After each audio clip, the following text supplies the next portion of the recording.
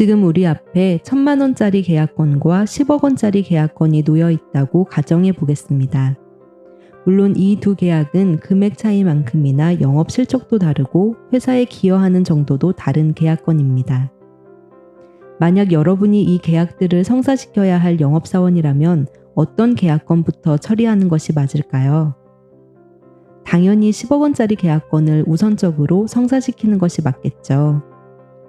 그렇다면 가계 지출을 줄이려고 각종 카드 할인을 받기 위해 하루 종일 발품을 팔고 100원이라도 더 할인받을 수 있는 마트를 찾아 이리저리 옮겨 다니는 행동은 어떨까요? 물론 이 행동들 자체가 완전히 무의미한 행동들이라고는 절대 말할 수 없습니다. 하지만 많은 가정에서 가계 지출의 대부분은 주택과 보험, 자동차 할부와 유지비가 차지하고 있다는 점을 감안할 때 그에 비하면 훨씬 더 적은 비율을 차지하는 부분에 더 많은 시간과 노력을 기울인다는 것은 상당히 비합리적일 수 있는 것이죠. 그럼에도 많은 사람들이 자동차 지출은 크긴 하지만 자동차는 꼭 필요하니까 어쩔 수 없다고 생각할 수 있을 텐데요. 그렇다면 현재와 같이 자동차를 소지하고 있을 때와 자동차 소유를 포기했을 때의 비용 절감에 대해 확실히 계산을 해볼 필요가 있습니다. 차를 유지하는 것 대신 대중교통이나 택시, 렌트 등으로 대체했을 때 비용을 냉정하게 계산한 후 최종적인 결론을 내려야 한다는 것이죠. 이것이 바로 자동차는 꼭 필요하니까라는 감정적인 생각에 얽매여 자동차를 유지하는 사람과 교양적 사고를 통해 기존의 가치관에서 자유로워질 수 있는 사람의 차이점인데요. 이렇게 우리가 교양이라는 단어를 들었을 때 떠올리는 순수하게 지적 수준을 향상시키기 위한 목적이라고만 생각했던 바로 이 교양이라는 것이 어떻게 돈과 연결될 수 있는지, 어떻게 매 순간 돈과 연결되어 있는지를 설명하고 있는 책이 있습니다. 바로 부자는 왜 필사적으로 교양을 배우는가인데요. 이 책의 저자는 교양이란 단순히 어떤 지식에 대해 알고 있는 것이 아니라 본질을 파악하기 위한 종합적인 지식이나 사고방식이 인격이나 행동에 결합하는 것이라고 말하고 있는데요. 즉 어떤 것을 알고 있는 데서 그치는 것이 아니라 알고 있는 지식을 인격이나 행동에 결합하는 행위인 교양이라는 것을 통해 돈을 버는 센스를 익힐 수 있다는 것이죠.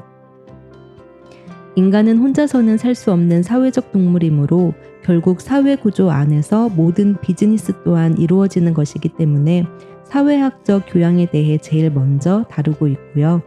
또 비즈니스와 투자에 빠질 수 없는 경제학에 관한 교양, 많은 사람들이 거부 반응을 보이고 있지만 불을 쌓는 센스를 위해 꼭 익혀두어야 하는 수학적 교양, 그리고 현대 비즈니스에서 뗄래야 뗄 수 없는 관계인 정보공학에 관한 교양, 불을 만드는 것은 사람과 사람 사이의 커뮤니케이션으로 사람을 알려면 꼭 익혀야 할 철학적 교양과 인간의 발자취를 알 수 있는 역사적 교양까지 이렇게 총 6개의 파트로 나눠져 있습니다.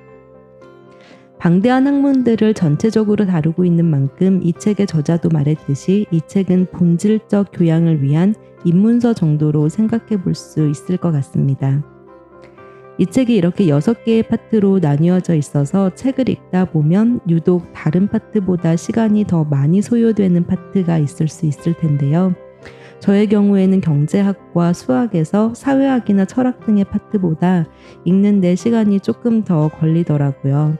이런 것들을 통해서 제가 어떤 분야에 더 취약한지를 또 다시 한번 알 수 있다는 그런 장점도 있었습니다.